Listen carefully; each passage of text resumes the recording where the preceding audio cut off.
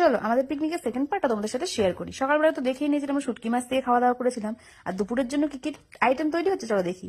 তো দেখতে গিয়ে দেখলাম মাছের মাথা দিয়ে বাঁধাকপি হয়েছে, আর কাকিমণি আমায় একটু টেস্ট করতে দিল, খেয়ে দেখলাম দারুণ টেস্ট হয়েছে, কালারটাও দেখেছো সেই এসেছে।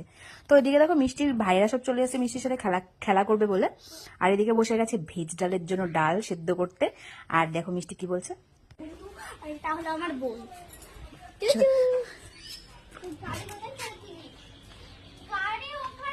এদিকে দেখো ভেজ ডাল রেডি হয়ে গেছে, আর দেখতে দেখতে আমাদের চিকেন কষাও রেডি হয়ে গেছে। ও হো চিকেন কষা মাই ফেভারিট।